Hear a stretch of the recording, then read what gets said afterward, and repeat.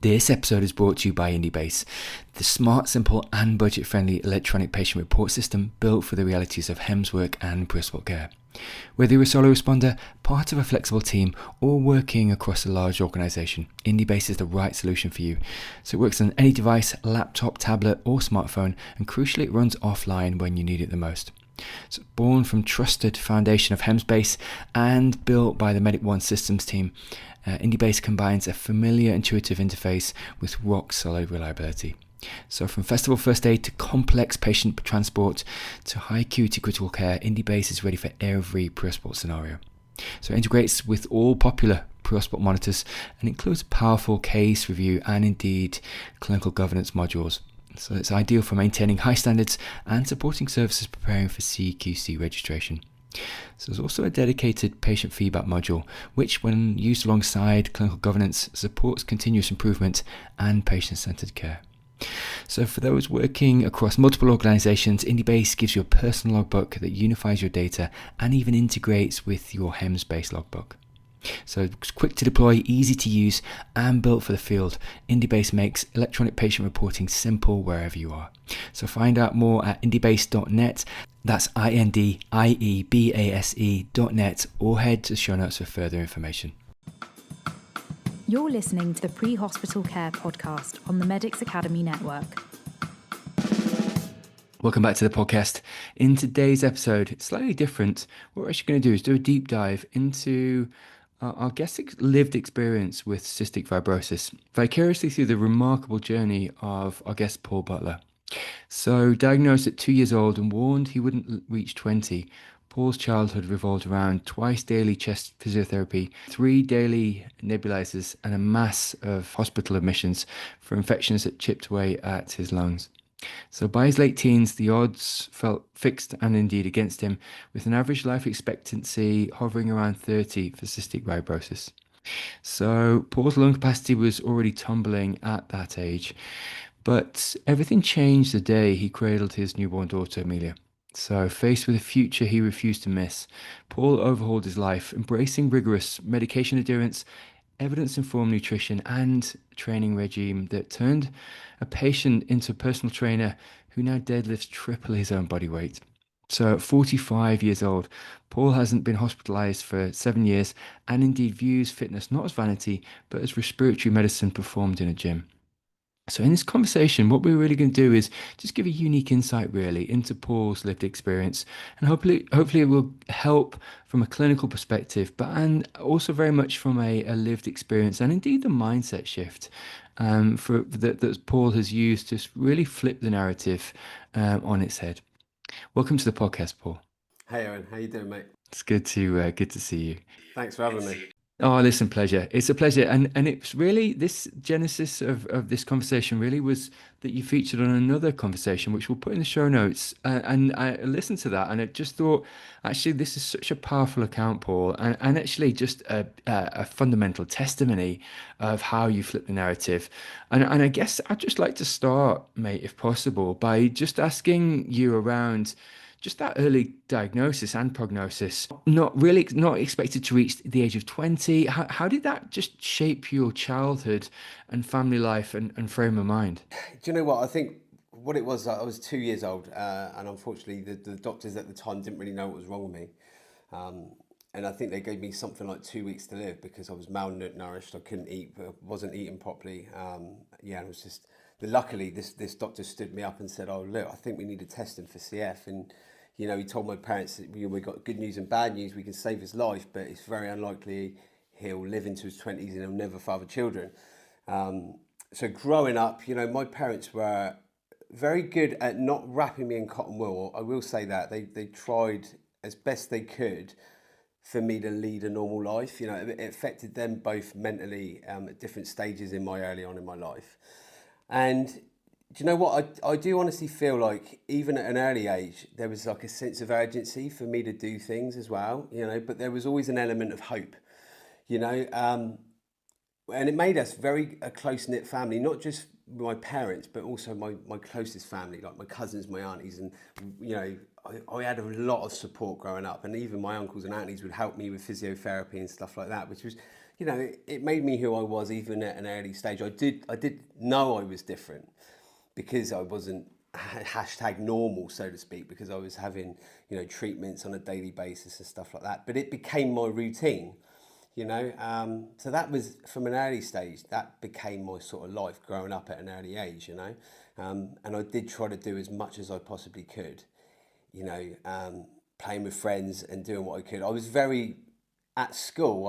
I must admit, I was very good at hiding my medication in plain sight, so to speak. You know, I became very good at masking sort of my problem. I always wanted to lead a normal life and be like everyone else, but unfortunately, it wasn't reality. You know. Yeah, indeed, indeed. And like you just spoken to there, twice daily chest physio, nebulizers 3 times a day, frequent hospital admissions. And like you said, all through that, trying to lead a normal life, go out and play, and actually just try and be normal, as you were saying. Could I get to speak to the psychological impact of that, really? Because, so you migrate into your teenage years. Do you accept that life is going to be short? Can you just describe the mindset you had growing up into your teens and any sort of coping mechanisms you developed through that time? Yeah, do you know, I must admit I had somewhat of a dark sense of humour about it, I think. You know, I would say, and I think I was in denial a little bit, but even as a kid, I would say, look, I don't need a pension plan, or, you know, I was under the assumption that I was going to die at an early age. But the good thing with that is, I think if you're fearful of dying, then you're going to live your life in fear. So, and I wasn't fearful of dying at that point because I thought I may as well do what I can to live a normal life and make memories and stuff like that. Even at an early age, I thought like that. So for that, I think that made me quite resilient, especially with, you know, fighting fear, so to speak, because I didn't want to, you know, be worried and stuff like that. So my mental capacity at an early age was for me to try just to make memories more so than anything else. Not look after myself. That came on later on in life, but more a case of just making memories as best I could. Even though it's very difficult when you do have hospital admissions and you do get sick and you do have lots of knockbacks when you've got a chronic illness, so to speak. You know, you think you're flying and then all of a sudden you get a chest infection and then you're in hospital. You know, but even at an early age, I will say the doctors and nurses were fantastic. And even now, if they say jump, I say how high. You know, the support and the medical advances have been incredible. I mean, hence the reason why I'm still here today. It's not just because I've turned over a new leaf and I've you know, sorted my life out, got all my ducks in a row, so to speak. It's because of the fact that they've been fantastic through my journey. You know, and I can remember so many of my doctors and nurses growing up. It's always that in itself is memories. You know, so yeah. Well, absolutely, but it pays testimony, and part of this is really just calling it what it is, which is your compliance to medication, but also to treatment, and actually just flipping another narrative on its head, which is actually seeing your cardiovascular fitness as a form of medication, actually, and seeing your, and we'll get there later in the conversation actually about how you see exercise differently, and we'll go there. Before we do, I'd like just to go to two events really, Paul, and if you could just take us through them in sort of sequence. One would be the Magaluf moment at 20 when your lung capacity dropped by 30%, and it was almost a crisis situation. And the second was at 27 when the birth of your daughter Amelia, and you just, and actually flipping the self narrative and telling yourself, almost promising yourself a very different story. Could you just take us through both of those moments? Of course. So, like we discussed a little bit earlier, of obviously me wanting to make memories. When I would say in my late teens, early 20s, that was a difficult time for me because I wanted just to enjoy life as best I could. And I think you do things a lot of the time that are detrimental to your health, going out with friends, drinking, partying, and all this sort of stuff. And it was a confusing time for me. But I went to Magaluf for like a lad's holiday, and I was only there for 7 days. But because obviously this was prior to the smoking ban and all this sort of stuff, and drinking and stuff like this, I come back. And without even having a chest infection, my lung capacity dropped by 30%. And the doctors had said, look, if you carry on like this, you'll be dead within a year. There's nothing we can do. So, that was specifically definitely a turning point within my life, because it left me, scared, and in all honesty, lost, a little bit lost, you do everything you can to enjoy life, but look, we have to look after ourselves as well. It's easier said than done a lot of the time, especially when I'd come so far, and I was, I think 20 years old when I went to Magaluf. But then those days have become far and few. Then, I still relish the times of which I can go out and enjoy with friends. But it was very much, I would try to be the life of a party, but at home I would be more, I would be in my head a little bit more reflective of what I was doing, and whether it was being detrimental to my health, which of course it was. But then at that point I was dealing more with balance, especially with my mental health of, okay, I've got to enjoy my life in one hand, but I've also got to look after myself. So what do I do, And it all became a balance. So I would, maybe every other week, maybe go out with friends, but not go over the top, And then on the flip side, obviously when I was 27 years old, my wife at the time said, and she's very maternal, my ex-wife, said, look, she gave me a little bit of an ultimatum, I must admit. She sort of said, look, I don't think I can be with you unless we have a child.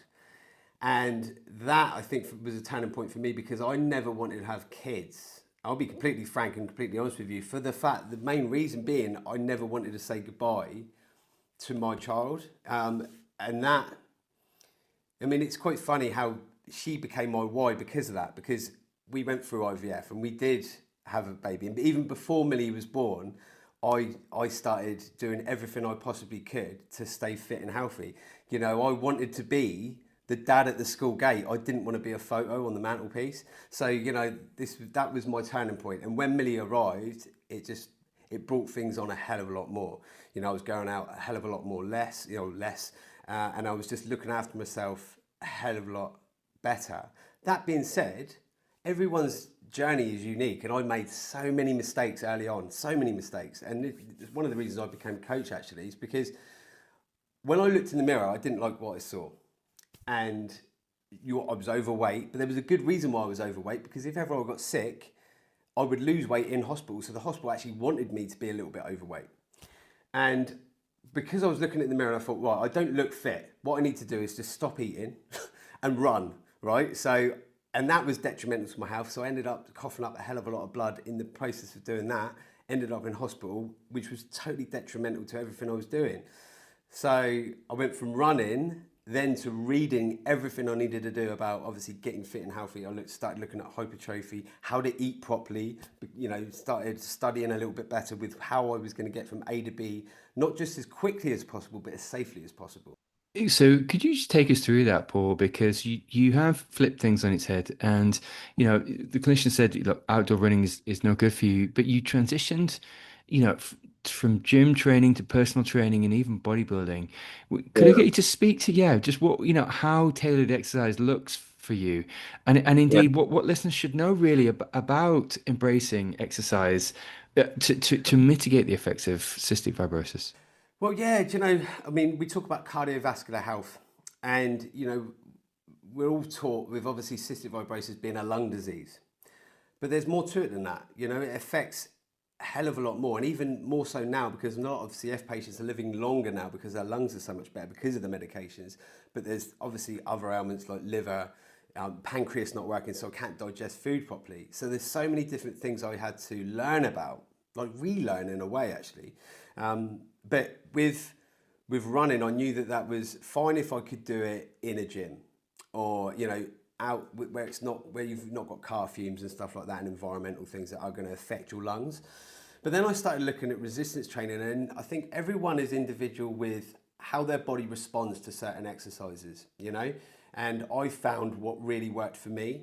I did a lot of strength training early on. I found myself getting bigger, stronger, my anaerobic threshold, so my breathing became better, even though I wasn't running for long periods of time. I just found myself getting fitter, stronger, healthier, and also because I was eating properly and eating enough protein and stuff like that, I was actually looking better as well. So that I think was the turning point, you know. And I think not just with Millie being born, but obviously getting from A to B as safely as possible. And you know, it says a lot about resistance training in particular. You know, I think as we get older, it was always in the 80s, I think everyone was told, you know, you want to be running, you want to be doing as much cardio as possible. But I think we flipped that on its head a little bit recently, because the more I've found and the more studies I've read about it, the more strength training is needed. And as we get older, you want to be as strong as possible. You know, you don't want to be frail. You want to build some lean tissue, and obviously eat the right amount of food to make sure that you retain muscle, which is really, really important. And I found that out quite early on, actually, after making so many mistakes really early on, and then moving forward, and then obviously finally, you know, it's like a light bulb going off, and then obviously everything's moving in the right direction. But it hasn't always been easy. There's been, you know, little stumbling blocks, you know, whether it be me getting a chest infection or, you know, having the occasional knockback, injuries and stuff like that. It happens, unfortunately. But luckily, yeah, I've done really, really well considering my own health, and obviously helping others. So that's really great. So currently you're on over 30 tablets a day, Paul, and you know, use a nebulizer, but you haven't needed a hospital or indeed hospitalization in 7 years. Could I get you to speak to, and this would be really helpful to understand this and for listeners, just what your current self-care regime looks like, and indeed how you balance treatment versus everyday life. I feel like there's maybe more of an integration, and your life is treatment. But could I get you to speak to really, yeah, just how you look at it differently, how you approach it differently? With everything, I think there's good days and bad days, but my routine doesn't really change. You know, a lot of people say that after reading my story or hearing about me, they call me an inspiration, all this sort of stuff. But at the end of the day, it's just routine. You know, I do this. It's like brushing your teeth, just with more coughing ultimately. So, you know, and I do take a lot of tablets, and I do a thing called AD. We don't really do physiotherapy anymore. We do airway clearance, and I'd still have my nebulizers and stuff like that. And I base a lot of what I do in and around my training as well. But there's tablets now that I take that I have to eat fat with. So I would say that I'm very lazy at prepping my tablets, but I know exactly what tablets to take. So I know early morning, that's when I take a majority of my tablets, but whenever I eat anything, I have to take a thing called Creon, which helps me digest food, which a lot of people with Crohn's disease and stuff like that take. But yeah, I have to have fat with one of these like wonder drugs, so to speak, which is a modulator. Basically, it enables me to utilize sodium properly. So I take that with fat in the morning, and I take probably roughly about 40% of my daily tablet consumption in the morning, depending on what I'm eating and how many. But yeah, my routine is based around that. Before I train, I do a nebulizer of a drug called Dornase, which basically it basically makes mucus and phlegm just a little bit easier to move around the body. Then I would train, then I would do AD, which basically gets rid of everything within my chest, and then I do my colamycin, which is an antibiotic for a nebulizer, just to make sure that I'm clear, you know. And that's my routine. You know, I still live a normal life. I've got a beautiful fiance. We live with a boy, and I still see my daughter loads as well, 3 or 4 times a week, which is fantastic. So you know, life is great. But there are, like I said, there's good days and bad days, both mentally and physically. And it's just how you persevere. But, you know, a lot of people are in the same position, you know. So just looking at life expectancy and just redefining that, Paul, as you've done, so you really, life expectancy statistics have chased you for decades, but how do you relate to those numbers now? What's the perspective you take really on, and indeed for just, it's really helpful for newly diagnosed patients who Yeah, feel weighed down by statistics. Clearly they haven't defined you, Paul. yeah, Could I get you to speak to that? Yeah, I mean, it's scary. I must admit, I think that was one of the hardest things growing up, because I could deal with medication, and I could, even though I'd made silly mistakes in my late teens and early 20s, you know, if you think there's a life expectancy, that is hard, isn't it? I think that's hard for anyone to swallow. But as soon as I started surpassing that age, it's a little bit of a weird scenario to be in, really, because you know the life expectancy was 30, then it was 35, and I remember being about 35, thinking Do you know what? I'm as healthy as I've ever been, and I'm far fitter than I've ever been. So I can't see myself, and it's quite ironic actually, because every time I go see the doctors at the hospital, they always mention lung transplants as part of their sort of thing, and they always say under their breath, "Well, I don't think you'll ever need it, but would you have a lung transplant?" I'm like, "Well, yeah, of course I would." But it's a weird scenario to be in, because if you are newly diagnosed, there's always hope, and I don't think you should ever just think of it as an average. You don't have to think of it as a life expectancy, and I think it's not as it was always talked about really early on. They always talked about cures coming around and all this sort of stuff, but it was always your life expectancy was this. But what a great accomplishment once I did surpass that sort of age. And I don't think you should ever live by a number. I just think that there's always hope, and no matter how bad things may get, and there's always that element of hope, I think, out there. Yeah, even now, even if you're newly diagnosed, I mean, this is the thing, I've had cystic fibrosis my whole life, so it's quite easy for me to say this, but if you're newly diagnosed, that's got to be tough on you, and with whatever chronic illness it is. It's just how you deal with it at that time. You can fear for it. Like I said, at an early age, I tried not to fear for anything. It's just how I move forward in the right direction without that fear. I think there's a lot behind this as well. Your clear ambition, but drive. Being able to bench press as much as you do, but also just looking at your body weight deadlift. And your natural bodybuilding stage. We'll put in the show notes actually links to your Instagram and indeed to your Oh, to great. your yeah to your email, because I think it's prudent for people to actually see just what shape you're in, which is amazing really, and just that commitment.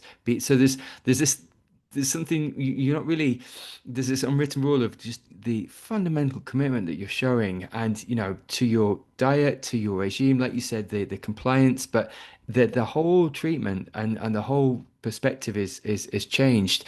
But could I get you to speak to really, you know, just looking at performance ambitions against health risks, if there is indeed any other cystic fibrosis Yeah. listeners or patients listening to this, and like you said, there is a narrative out there saying, look, don't run or don't do too much exercise at the gym. It might not be helpful for you. What would you say to that? Do you know what? It's finding what works for you, and that's an easy thing for you to do. But unfortunately, there's an all or nothing attitude for a lot of people, and that's when people make mistakes. I think what you need to do, and what we all need to do to a certain extent, is take small steps. All right. I deal with a lot of habits and habit forming for a lot of people, because they've picked up a lot of bad habits along the way. So we have to find what works for us, and small steps is crucial. But it's not seeking perfection. I think if anyone ever seeks perfection, or they're comparing themselves to others, thinking I want to look like that, you're more open and more susceptible to getting sick and unwell from doing it. Whereas if you stay consistent with something, like I am consistent, I've been consistent for near on. I mean, Millie is nearly 18, believe it or not, which is crazy. But I've been consistent now for a good 18 years. You could say that, really. And that's why I'm here today. It's not because had that all or nothing mentality where, I think enough's enough and now I'm going to do everything drastic, which is ironic, because at the early stages of my life, when Millie arrived, that's when I made those silly mistakes. And it's my job now is to find other people's why first and foremost, and making sure that they're moving in the right direction. I do things in phases with clients, making sure that they do things safely.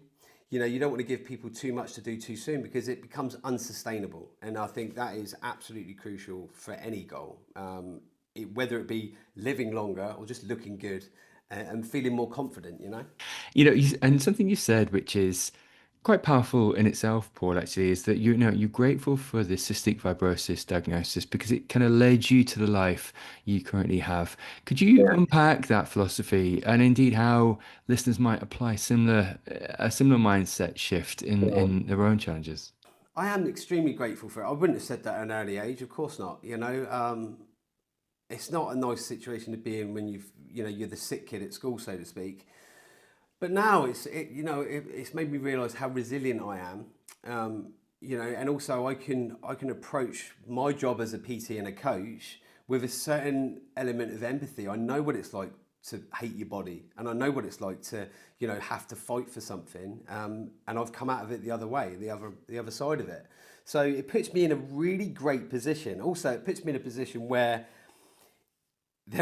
you do get people, unfortunately, with excuses and saying, I haven't done this, this, and this, and I can say ultimately why, you know, and you know, I've been there, I've done it, I've bought the t-shirt, which is really, really cool because it puts me in that good position where, okay, you haven't done that, well, you know, you probably could do that, you know, this is the thing. Whereas, you know, the fitness industry, unfortunately, I think is a little bit, it's taken over with vanity. You know, it's not health and fitness anymore, it's health and vanity. And there's 20-year-old influencers with a fantastic genetics that, you know, will sell you whatever, and you're supposed to get the same results as that 20-year-old. It's just unsustainable. So I love doing what I do because of the fact that I've lived it, and you know, it makes me really want to help others in the same position as what I was in early on, you know. So yeah.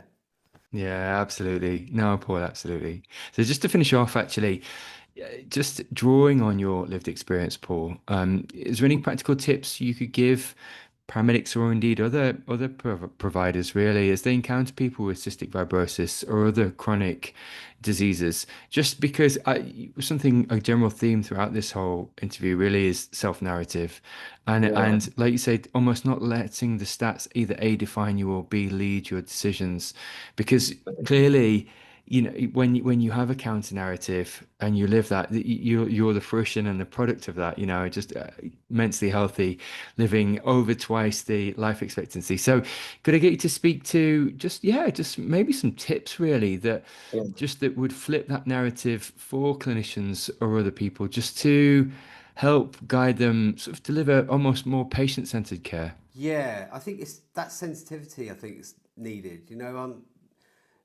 everything is highlighted with mental health now, and I think, you know, understandably as well. You know, I think we're quite lucky in the year, in the time in which we are, because, you know, it's how you approach something, not just through what you read in a textbook, perhaps, you know, with paramedics, nurses, and doctors. Because, like I said earlier, I've been very lucky with my nurses and doctors, and I must admit that even though when times were hard, you know, there's always that element of empathy, I think, which goes a long way, and also an element of hope, but also the knowledge and explaining why. You know, I think that's absolutely crucial.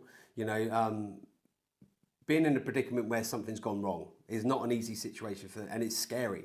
That's a scary situation. So if any paramedics or doctors and nurses are out there, and if they can sort of alleviate that by being hopeful, even laughter goes a long way, you know, and I'm always trying to have a laugh with other people because of that, you know, and, you know, I think that is not just going with the textbook, but trying to find what works for that individual. And that's not an easy situation to be in. But remember, if it is a CF patient in particular, there's a very good chance that they've lived with this throughout their life. So they know their own circumstances. They probably know the predicament that they're in if something's gone wrong.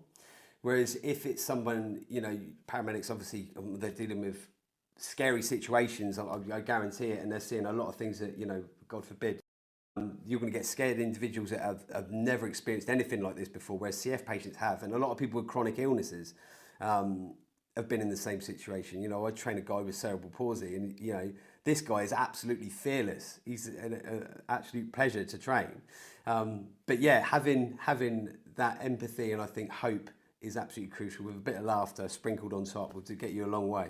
Listen, that's fantastic, Paul. That's fantastic. A couple of things really as we finish off. I'm going to put in the show notes links to your website, your Instagram, and people so they can reach out to you. But also, we're going to put the original Grind Diaries podcast in there with Ant Willis.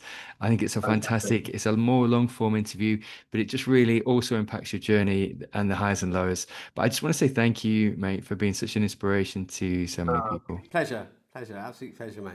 Thanks for having me on. You're listening to the Pre-Hospital Care podcast on the Medics Academy Network.